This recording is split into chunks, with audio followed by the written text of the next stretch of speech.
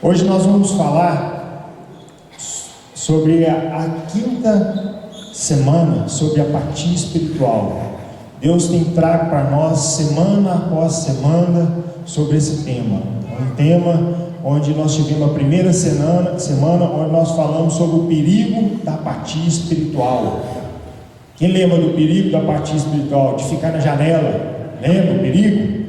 Podemos cair. A segunda semana foi sobre as crianças do reino. Alguém lembra? Amém. E o terceiro foi retomando o encargo. E a quarta semana, quem é você no mover de Deus? E hoje nós vamos falar superando o desânimo. O desânimo é um perigo em nossas vidas, sobre quando nós falamos de apatia espiritual. E para nós começarmos, eu queria convidar os irmãos a abrir a sua Bíblia, lá em Neemias, capítulo 4, versículo 10. Neemias, capítulo 4, versículo 10.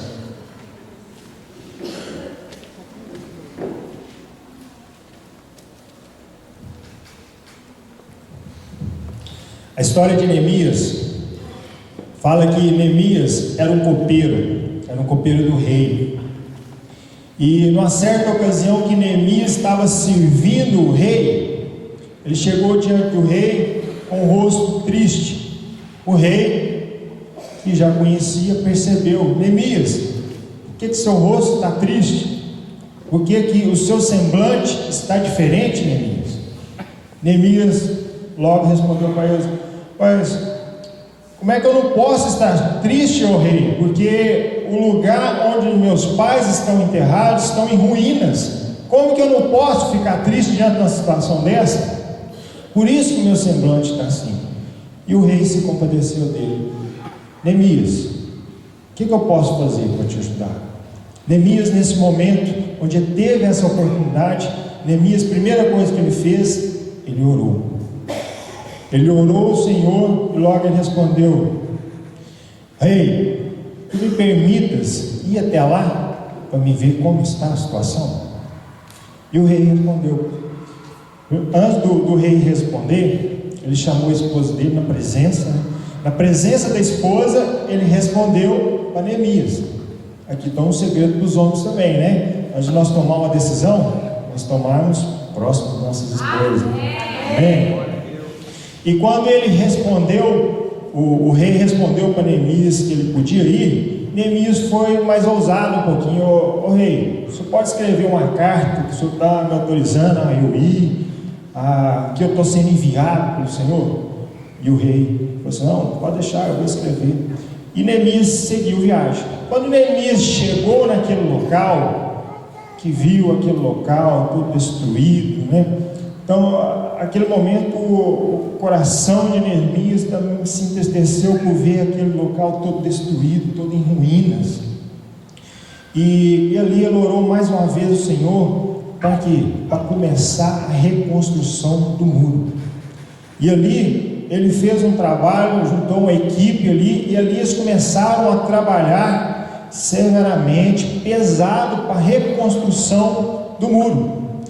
Quando eles estavam ali sobre a construção do muro, surgem dois inimigos de Neemias, Sanbalate e Tobias. Esses dois inimigos estavam zombando nesse momento de Neemias. Vocês nunca vão dar conta de construir esse muro. Mas chegou um certo momento que eles viram que Neemias estava reconstruindo. Eles queriam destruir aquilo que Neemias já estava construindo. Estavam querendo ir para destruir. E Neemias, mais uma vez, ele ora ao Senhor. Ele ora ao Senhor e começa a colocar guardas de dia e de noite. Para quê? Para que seus inimigos não destruíssem aquele que eles já tinham construído e proteger eles. Aí nós chegamos agora no versículo 10, Neemias 4, versículo 10. Agora nós chegamos, vamos ler junto? Enquanto isso, o povo de Judá começou a dizer: Os trabalhadores já não têm mais força, e ainda há muitos entulhos. Por nós mesmos não conseguiremos reconstruir o muro. Em outra versão fala o seguinte: disse Judá: já desfaleceram as forças dos carregadores, e os descombros são muitos, de maneira que não podemos edificar o muro. Então você vê que nesse versículo, essa equipe de Neemias já está batendo aquele desânimo. As forças deles já não tá conseguindo mais. De tudo que eles já trabalharam, de tudo que eles já fizeram, ainda tem muita coisa para eles fazer. Só que neste momento, o desânimo já começa a afetar a equipe de Neemias, que estava reconstruindo o muro.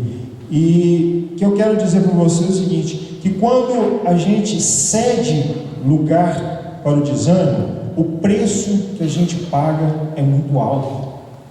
Se você está desanimado, se você cedeu o desânimo, o preço que você vai pagar é muito alto. Alguns exemplos: Moisés, quando Moisés envia os espias à terra de Canaã, quando eles chegaram lá, viram que a terra era boa, viram tudo de bom que existia lá, mas alguns 10 espias, eles viram que lá tinha gigante. Eles começaram a sentir um desânimo de possuir aquela terra. E qual foi o preço que esses 10 espias pagaram? 40 anos caminhando no deserto. 40 anos só por sentir desanimado. 40 anos, e ainda eles não entraram na terra prometida. Apenas Josué e Caleb que entraram na terra, que foi os 2 espias que voltaram lá fortalecidos, não voltaram desanimados. Então o preço, quando a gente cede ao desânimo, é muito alto. Um outro exemplo: uma esposa cristã que tem seu marido descrente, que seu marido está no vício, está na bebida, está dependente. A esposa crente que cai, que cede ao desânimo, sabe o que acontece? Ela vai desfrutar de um casamento destruído. Ela nunca vai ter vitória, porque ela não acredita que Deus pode fazer algo na vida dela. Um estudante que cede ao desânimo de suas dificuldades, está indo para a faculdade, cede ao desânimo de estudar, de buscar mais informação. Sabe o que é o preço que esse estudante vai pagar? É um desemprego, é uma falta de oportunidade que vai aparecer. Então, quando nós cedemos o desânimo, o preço é muito alto que nós pagamos. O novo convertido, quando ele se converte e logo os velhos hábitos se afloram, ele começa a ceder ao desânimo. O que vai acontecer com esse novo convertido? Ele não vai usufruir daquilo que Deus tem para a vida dele. Ele não usufrui plenamente daquilo que Deus tem, porque cedeu ao desânimo. Então, o desânimo é uma das armas que Satanás usa sobre as nossas vidas. Então, nós não podemos ceder ao desânimo de forma alguma. Você não deve deixar o desânimo vencer, mas deve superar o seu desânimo para a glória de Deus. Você deve superá-lo, que em Deus você pode todas as coisas, inclusive superar o seu desânimo. Eu não sei qual desânimo, qual o desalento você está passando nesse momento ou hoje, mas creia que a vitória é certa na sua vida. Creia nisso. E diante dessa história de Neemias, um dos maiores líderes e motivadores de todos os tempos que nós temos, nós aprendemos algumas coisas sobre esse versículo que nós acabamos de ler. Qual que é um dos motivos do desânimo relacionado nesse versículo? Onde nós lemos lá: já desfaleceram as forças dos carregadores. Isso está ligado ao quê? A fadiga física. Fadiga física. Você, quando você está praticando atividade física, está correndo, por exemplo, uma corrida, né? Você corre. Alguns aguentam correr 5 minutos, outros 10. outros aguentam 30, mas chega um certo ponto que eles chegam ao quê? A exaustão, eles não conseguem correr mais. Sabe o que eles têm que fazer? Descansar, beber uma água, depois retorna de novo. Meus irmãos, o que eu quero dizer para você é o seguinte: pode ser que uma parte do seu desânimo, você não tem que fazer nada, você simplesmente precisa o quê? Descansar. É uma boa, né? Só que entenda isso perfeitamente. Não vai interpretar que você só deve descansar, mas se você está igual essa equipe que está com suas forças já fracas, às vezes você está precisando de algo espiritual. O algo espiritual que você precisa é isso, é descansar. Descansar para quê? Para ter suas forças renovadas. Porque quando você descansa, você volta renovado. Esse é um motivo, fadiga. O segundo motivo que nós vemos nesse versículo: e os escombros são muitos. Aquela versão fala que os entulhos são muitos. Quantos aqui já passaram por reformas em sua casa? Alguém está com reforma em sua casa? Quando você derruba a parede, troca piso, troca pia, sabe o que acontece? Vira um monte de tijolo lá, um monte de areia, de brita, vira um entulho, uma coisa terrível. Quando o entulho é muito, você perde o foco. Às vezes, o que acontece com nossas vidas, que nós estamos sofrendo a apatia espiritual, é porque tem muita coisa que você precisa descartar em você. Tem alguns lixos, tem alguns entulhos na sua vida que você precisa descartar rapidamente. Porque se você deixar esse entulho sobre você, você vai perder o foco. Você vai perder o foco que é Cristo e vai voltar para a circunstância. Imagine comigo aqui, ó, uma família bem grande, uma família, umas 15 pessoas. Essas 15 pessoas vão almoçar numa casa só. Aí faz aquela panela de arroz, aquela panela de feijão, aquela panela de carne, as panelas de salada, verdura. Todo mundo almoça, todo mundo vai colocando os pratos lá na pia. Colocando. Tem panela lá já, as panelas foram vaziando, vai colocando lá na pia. Aí a pessoa vai chegar para limpar aquelas pias, para lavar aquilo que tudo.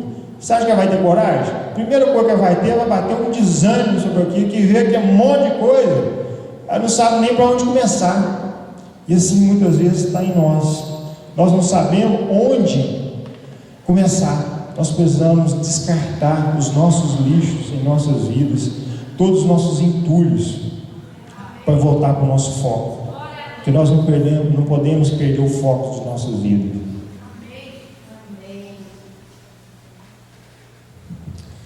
Nesse versículo ainda fala sobre fracasso.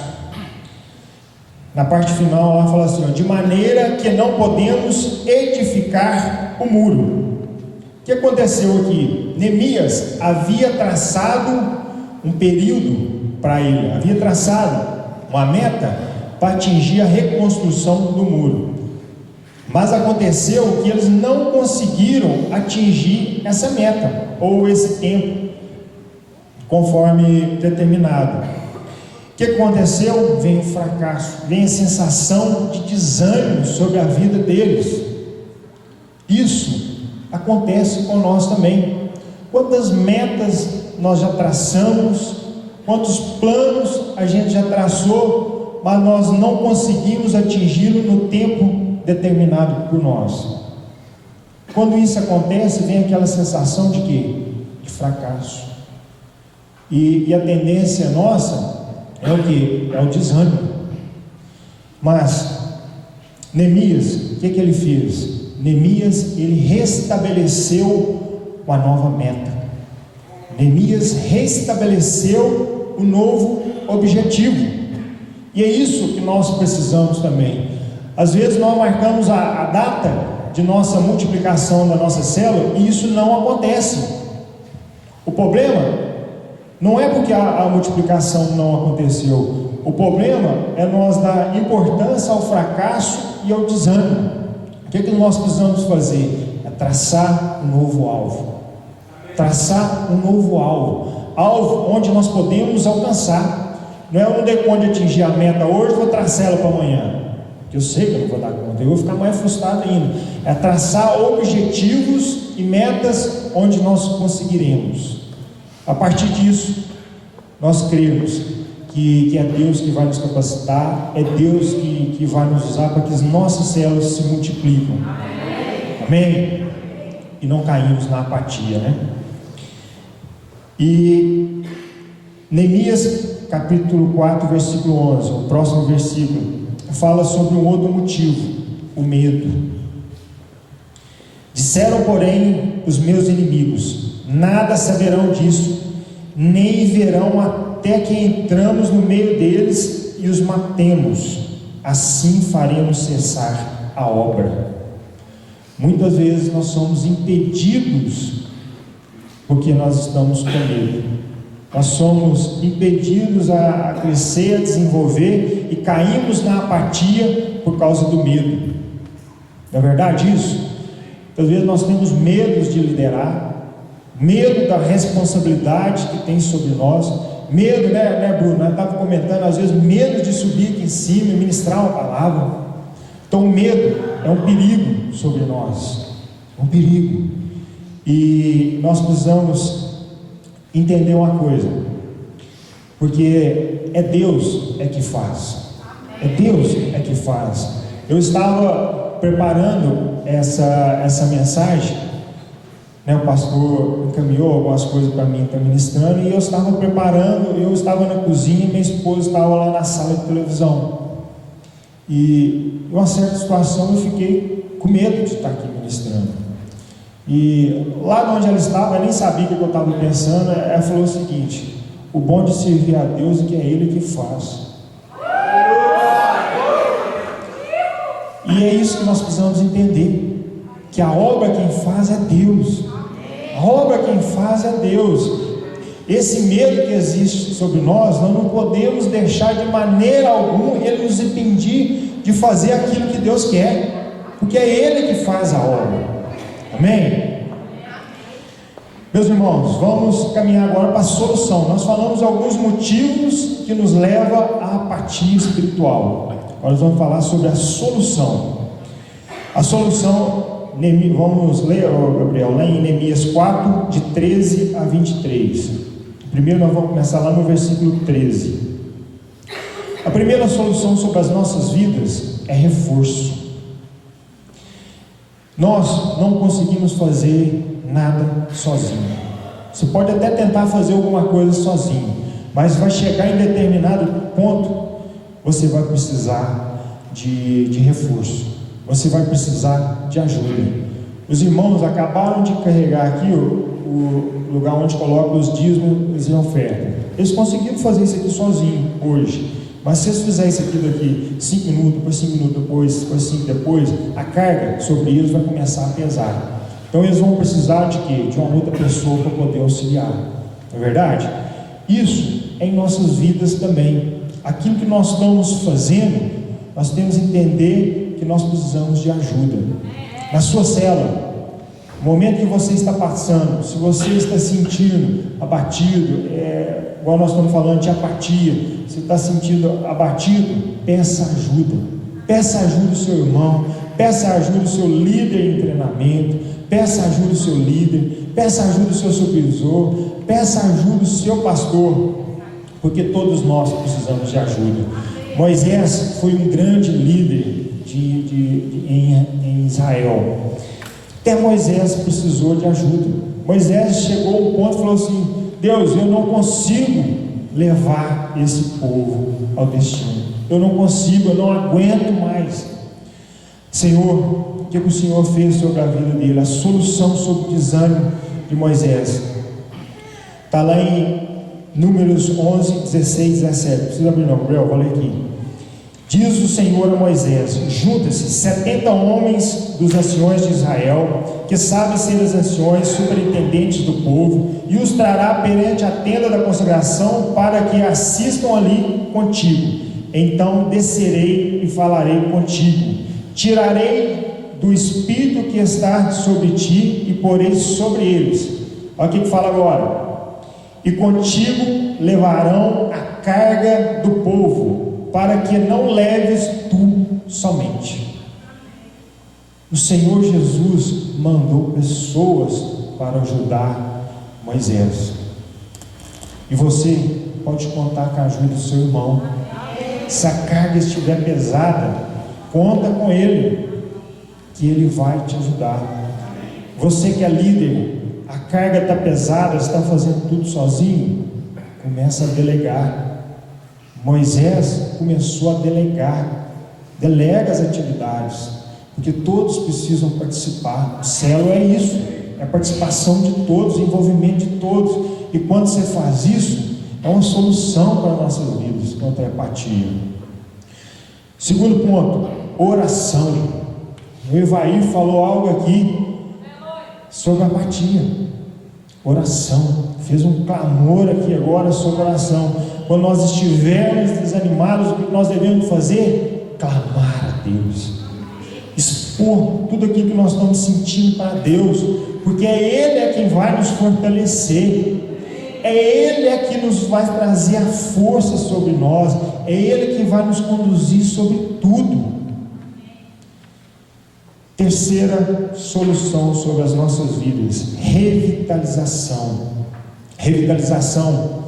Quando estivermos desanimados, nós precisamos lembrar que Deus é grande e temível.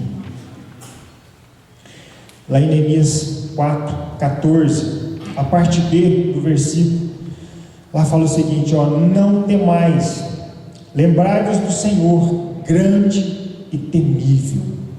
Grande e temível. Quando você estiver abatido, lembra da grandeza do seu Deus. Lembra da grandeza de Deus. Lembra de tudo que Ele já fez por você. Lembra de tudo que Ele está fazendo por você. É uma solução trazer vitalização. A vitalização, a vida está em Cristo. A vida está em Deus. É nele que nós temos a vitória sobre nós. Elias foi um maior profeta do Antigo Testamento. Ele desafiou a idolatria nos seus dias e venceu um confronto com o profeta de Baal. Mas, mesmo depois de grande vitória, ele pediu para morrer. Todavia, o Senhor trouxe encorajamento para Elias. Talvez você tenha passado por batalhas, você tem vencido lutas, dificuldades, você tem passado por isso, mas chega um ponto que você dá uma desligada, você dá uma aquietada, você dá uma acomodada. Neste momento, você precisa lembrar de Deus. Você precisa lembrar da grandeza que é o Deus em sua vida. Quando você olha para a sua história, você já olha assim: não, já passei por tanta coisa, Deus já me deu tanta vitória, que agora eu estou acomodado. Neste momento, você precisa vencer essa apatia e lembrar do Deus que existe sobre você.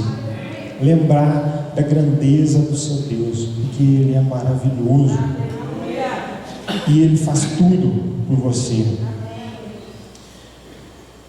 A quarta solução: quando estiver desanimado, reposicione, saia da posição de dúvida e derrota para uma posição de vitória. Você só pode fazer isso através de mudança de atitude. Caminhe sobre a palavra de Deus e não sobre a dúvida. No supermercado existe uma função que é repositor. Vocês já viram quando você está no supermercado, os meninos, geralmente é menino, as pessoas mais novas que trabalham nessa função, elas ficam fazendo o quê? Fazendo a reposição de produtos. Está lá na verdura, eles vão tirando o que é velho e vai colocando o que é novo, sempre trocando de lugar. Assim deve ser a nossa vida também com Deus. Se tem algo na sua vida que precisa ser mudado, você precisa reposicionar mudar a sua atitude. Você precisa reposicionar a posição onde você está, sair dessa posição de derrota e posicionar na posição de vitória, porque a posição de vitória é o lugar, é o seu lugar, é o lugar onde Deus vai te colocar, onde Deus quer te colocar. Esse é o seu lugar. Jó, quando nós olhamos para o livro de Jó,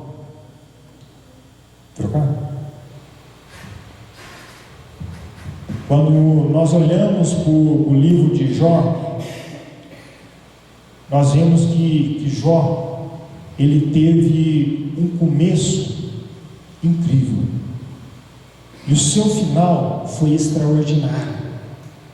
Alguém conhece a história de Jó aqui? Mas no meio de sua história, Jó passou por um bocado de coisa, não é verdade? Jó passou por momentos difíceis, momentos de desânimo, momento onde ele não queria nem ter nascido. Lá tem uma parte que fala em Jó, Jó 3:3: pereça o dia em que nasci e a noite que se disse, foi recebido um homem. Ou seja, Jó não queria nem ter nascido, por tanta dificuldade que ele estava passando. Mas o que mudou a história de Jó? A mudança de atitude, mudança de posicionamento que Jó teve. Jó saiu daquela condição de desânimo para uma posição de vitória. A Bíblia fala lá em Jó 42:10: mudou o Senhor a sorte de Jó, quando este orava pelos seus amigos, e o Senhor deu-lhe o dobro de tudo que possuía antes. Jó, ao invés de reclamar, ele começou a interceder pelos seus amigos. A interceder pelos seus amigos. Mudança de atitude. O que isso traz para nós? Que nós precisamos mudar os nossos pensamentos, mudar as nossas atitudes e voltar as nossas orações próximo. Voltar para o próximo. Quando nós fazemos isso, nós esquecemos da situação que estamos e começamos a interceder. Quando nós fazemos isso, o que Deus faz? Deus faz o que Deus fez na vida de Jó. Ele nos abençoa e Ele nos fortalece. Amém? Quinta solução: reflexão. Quando estiver desanimado, reflita sobre o poder de Deus e o amor. Creia que o Senhor vai lutar por você. Creia, porque Ele é quem faz a obra. Eu acabei de falar agora isso. Ele é quem luta por você. Ele é que peleja por você.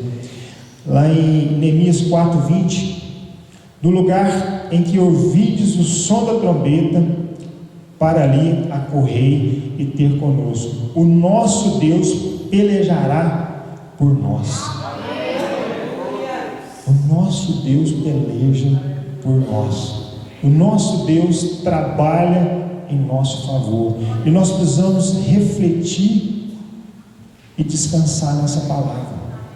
Descansar. Trabalhar. A Bíblia fala que o nosso trabalho é descansar no Senhor, é acreditar e crer nessas verdades sobre as nossas vidas, porque quando nós cremos isso, nós somos revitalizados. A apatia não tem poder sobre nós, porque a nossa mente está em Cristo, a nossa mente está naquilo que Ele faz por nós. Amém? Gabriel, abre para mim lá em 2 Coríntios, capítulo 3, versículos 7 a 11. 2 Coríntios, capítulo 3, de 7 a 11.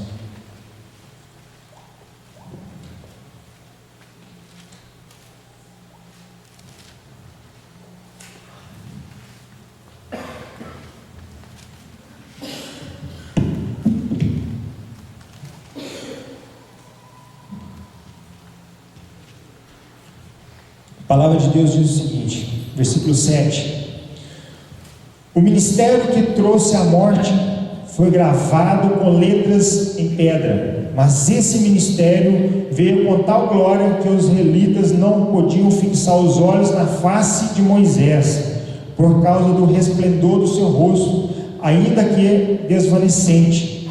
Não será o ministério do Espírito ainda muito mais glorioso? E será glorioso o ministério que trouxe condenação, quanto mais glorioso será o ministério que produz justificação, pois o que outrora foi glorioso, agora não tem glória, em comparação com a glória insuperável. E se que estava se desvanecendo, se manifestou com glória, quanto maior será a glória do que permanece. Amém? Nós podemos entender o seguinte: uma da solução para nós vamos dar mais ênfase nisso, é a glória que permanece dentro de nós. É o que nós lemos aqui no final. Como que nós vamos vencer? Quando nós lembrarmos da glória que existe dentro de nós.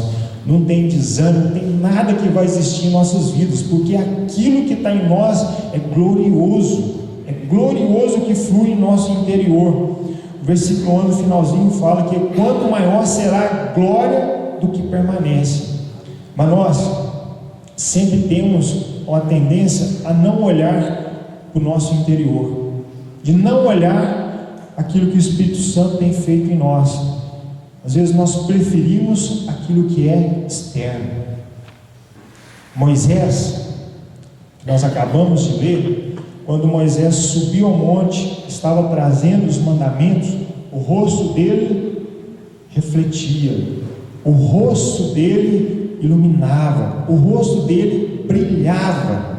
Isso é o que? Algo externo. E a nossa inclinação é para coisas externas. Não é que isso seja errado, mas nós devemos dar importância àquilo que é interno, porque o interno é permanente, o externo ele é passageiro. Nós, quando o culto está quebrando pau, nós saímos daqui cheios da presença de Deus. Isso é maravilhoso. Nós saímos daqui com o rosto brilhando. Isso é maravilhoso demais. Mas só que quando o pregador nos leva a um coração quebrantado, quando o pregador nos leva à nossa carnalidade, quão distante nós estamos de Deus, nós não damos tanto valor, e nós esquecemos dessa palavra, do que o que está em nós é permanente, o que está em nosso interior é permanente. Essa glória externa ela é passageira, mas essa glória que está disponível sobre nós, ela é permanente. E ela não é só permanente. A Bíblia fala que quando nós aceitamos Jesus, o Espírito Santo vem habitar em nós. Amém? Você crê nisso? É uma glória permanente que está sobre nós. Mas essa glória, ela não se estabiliza. Ela é acrescida de glória em glória. Ou seja, nós somos crescendo de glória em glória. E às vezes nós não valorizamos isso que Deus faz dentro de nós. Nós somos tão acostumados a essa inclinação para o lado externo, que Jesus, quando diz, o reino de Deus está próximo. Naquela época, eles esperavam um reino físico, a restauração de um reino físico, algo externo. Mas Jesus disse, o reino de Deus não virá de formas visíveis, mas o reino de Deus estará dentro de vocês, dentro de vocês. E ainda nós não damos importância para isso. O ciclo, nós devemos entender que primeiro nós devemos tratar aquilo que está dentro, depois vai fluir para fora, depois vai haver a manifestação do Espírito Santo em nossas vidas. Isso é que nós devemos valorizar. Lá em Colossenses 1:27, lá diz o seguinte: Cristo em vós, esperança da glória. Cristo em vós, Cristo dentro dentro de nós é a esperança da glória. Nós precisamos entender isso e refletir, porque o que está dentro de nós é a esperança da glória. Efésios capítulo 4, versículo 6.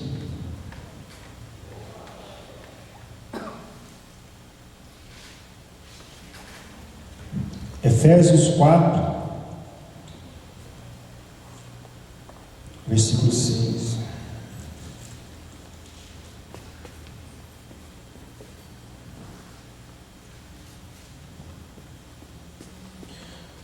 Um só Deus e Pai de todos, que é sobre todos, por meio de todos e em todos. Vamos repetir junto? Um só Deus e Pai de todos, que é sobre todos, por meio de todos e em todos. Nesse versículo, aqui tem 3 situações que nós vamos destacar, que é um Deus que é sobre nós, um Deus que é por nós e um Deus em nós. Um Deus sobre nós, toda vez que a Bíblia fala que um Deus que é sobre nós, está ligado à unção. Lá em Atos dos Apóstolos diz que o Espírito Santo descerá sobre. Para quê? Para ser testemunho até os confins da terra. Então, quando a Bíblia fala sobre, está ligando a algo que Deus quer fazer por intermédio de nós. Algo que Deus quer fazer no nosso meio, através de nós. Nós estamos comemorando esse ano 500 anos da Reforma. 500 anos da Reforma Protestante, onde trouxe um avivamento para nós, onde até hoje nós estamos vivendo esse Deus sobre nós. O Vladimir já falou aqui sobre o movimento Azusa. Alguém lembra? O movimento Azusa? É um movimento onde houve um avivamento numa rua, onde eles começaram a experimentar do Espírito Santo, onde eles começaram a experimentar de dons, onde eles começaram a usufruir desse manifestar de um Deus sobre. E até hoje nós temos vivido isso. Até hoje, aqui em nossa igreja, em nossas casas, nós temos experimentado um Deus que é sobre nós, onde pessoas são batizadas no Espírito Santo, começam a falar em língua, e há um mover extraordinário em nosso meio. E esse movimento se arrastou e vem até hoje. Deus quis trazer esse movimento sobre nós, porque Ele tem propósito. E aqui fala, onde nós acabamos de ler, lá em Efésios 4, primeira coisa, um Deus sobre, e depois um Deus que é por nós. Nos anos 70, um outro movimento surgiu, que é o movimento carismático.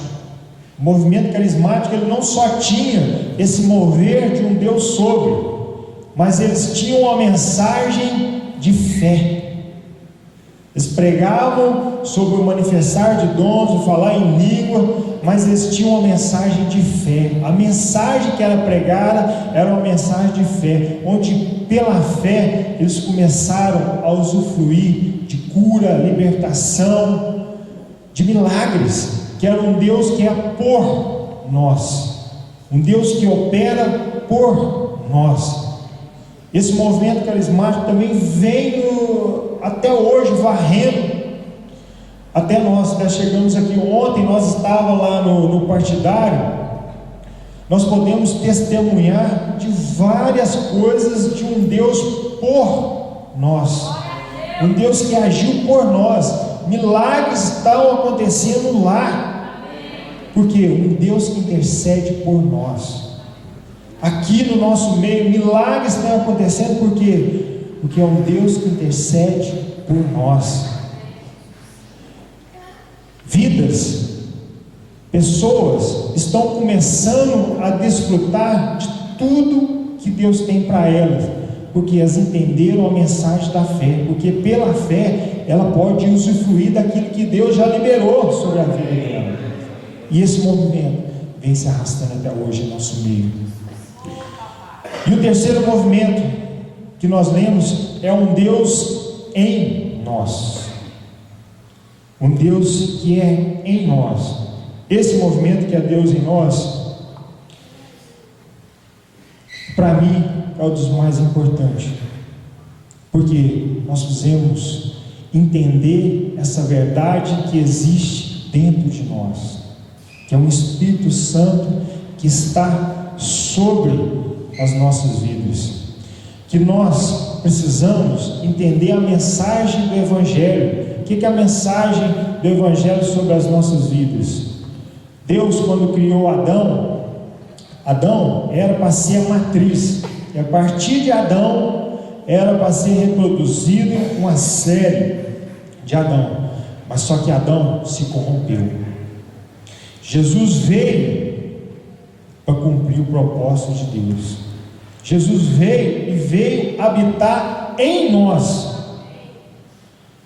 Então, se Jesus está habitando em nós, o propósito de Deus, o Evangelho de Deus é o quê? É que nós possamos refletir a imagem de Cristo, que nós possamos criar em nós essa mentalidade que Cristo é em nós, e nós precisamos reproduzir a imagem de Deus, porque nós somos a criatura que Deus nos criou, e a vontade de Deus é que nós nos tornemos a imagem e semelhança do seu Filho.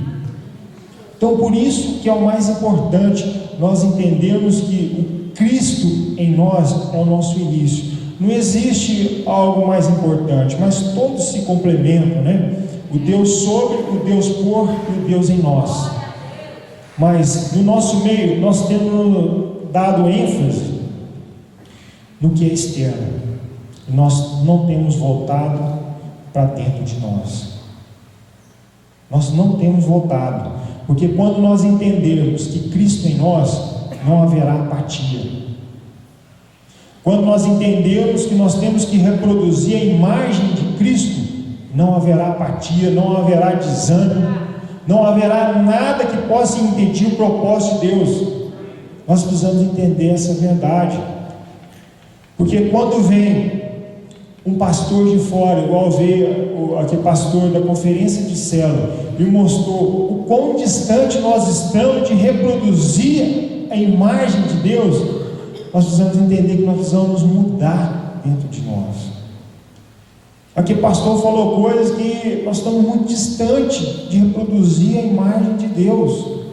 Por quê? Porque nós não olhamos para o nosso interior, nós preferimos as coisas externas. Não é que é errado, de maneira nenhuma.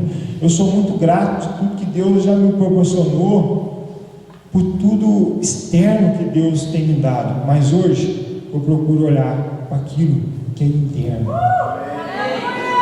E é isso que eu convido a você a fazer também nessa noite, olhar para aquilo que é interno. Em Mateus 11:11,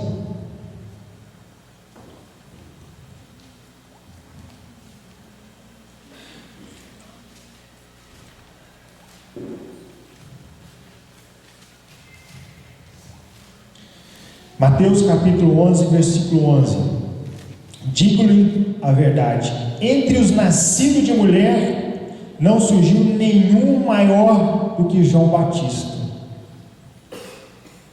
Todavia, o menor do reino dos céus é maior do que ele. Quando você fala assim, dos nascidos de mulher, quando a Bíblia fala isso, dos nascidos de mulher, não tem ninguém maior do que João Batista. Quando nós olhamos quem foi Abraão, quem foi Moisés, quem foi Neemias, quem foi Elias, quem foi Davi, como é que João Batista pode ser maior do que todos eles? Quando eu chegava nesse versículo, eu não conseguia compreender isso de forma alguma, mas eu consegui compreender esses dias, isso que eu vou trazer para os irmãos. O que Moisés, Abraão fazia, Elias, era algo externo, mas João Batista, ele tinha um diferencial. O anjo do Senhor apareceu a Zacarias, seu pai, pai de João Batista, e disse: não temas, Zacarias, porque do ventre, esse filho que vai nascer, ele será cheio do Espírito Santo. Esse é o segredo, porque João Batista é maior do que todos, porque ele é cheio do Espírito Santo. E em João Batista começa uma nova era, começa um novo mover, um Deus em nós, um Deus que é por nós, um Deus que é sobre nós. Em João Batista nós podemos entender qual que é o diferencial dele, que ele é cheio do Espírito Santo. E todo aquele que aceitar Jesus como Senhor, ele é cheio do Espírito Santo. Ele passa a ser morada do Espírito Santo. O Espírito Santo passa a habitar em você. O que nós precisamos compreender com isso? E valorizar aquilo que está dentro de nós.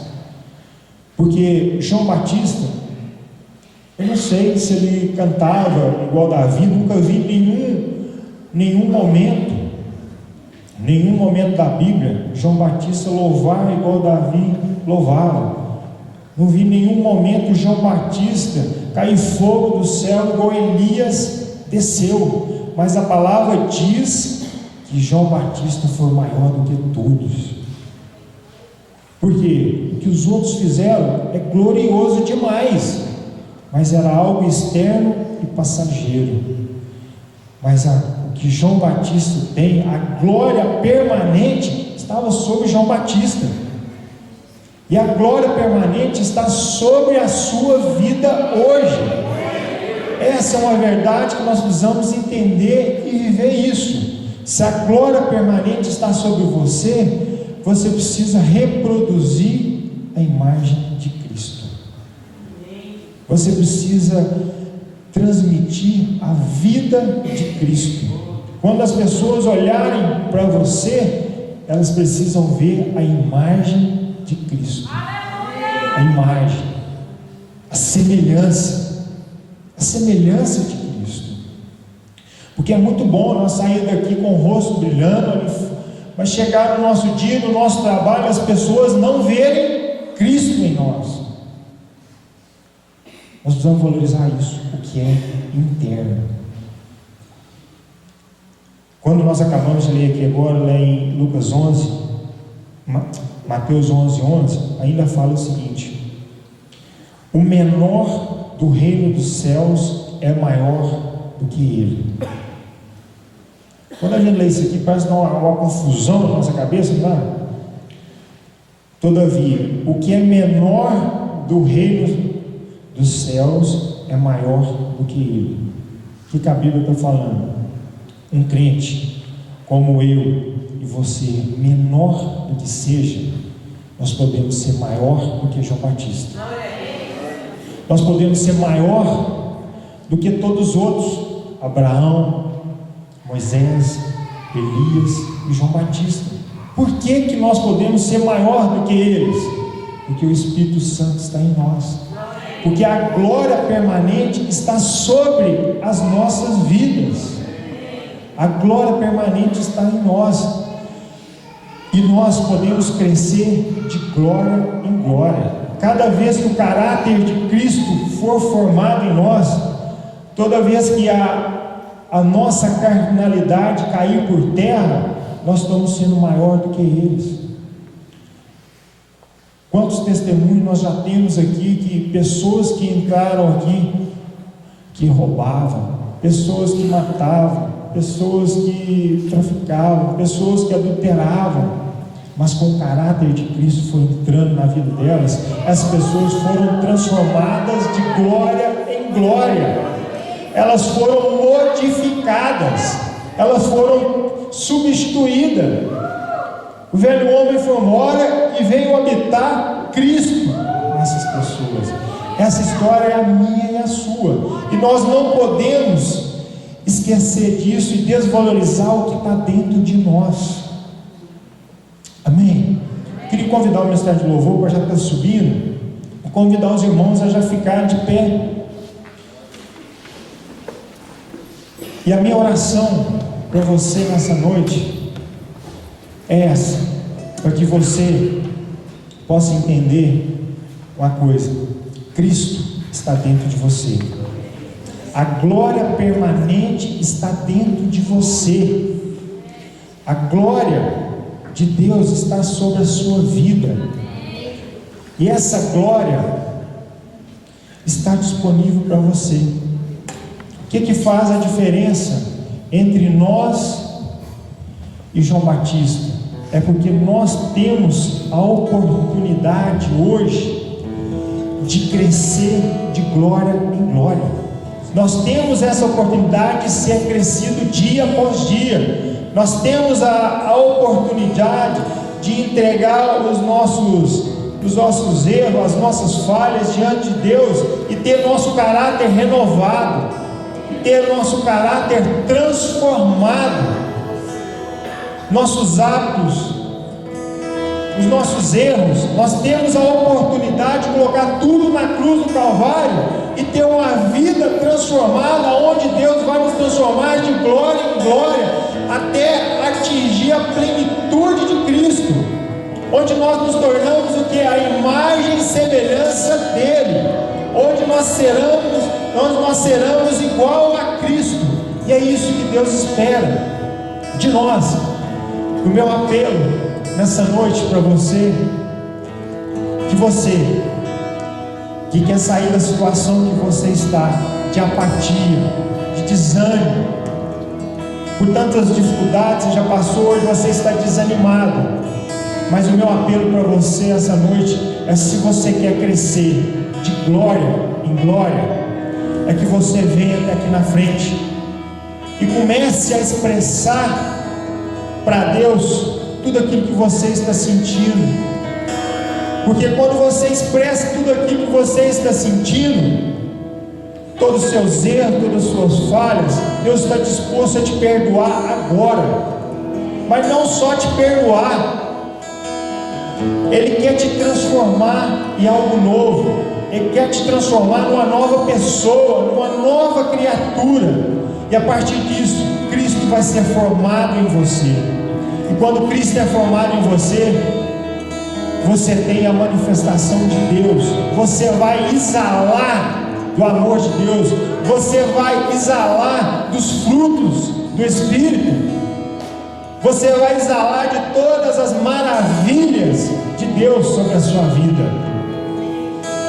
Enquanto o ministério de louvor está cantando, saia do seu lugar, vem até aqui na frente e deixa o Espírito de Deus fluir sobre você.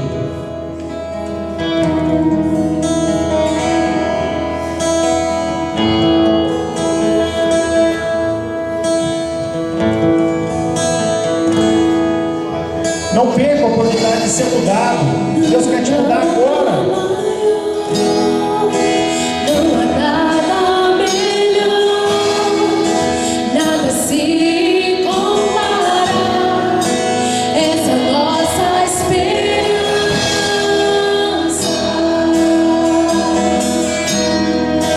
Da presença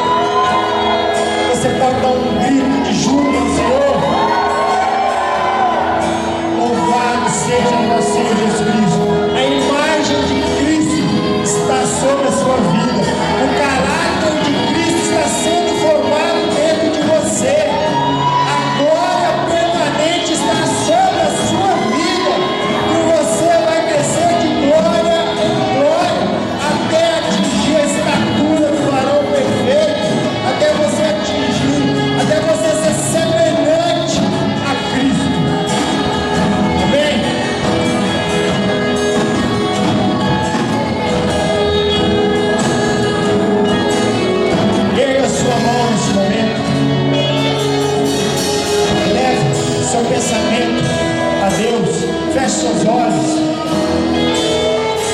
Que a graça, que o amor do nosso Senhor Jesus Cristo e as consolações do Espírito Santo são sobre a sua vida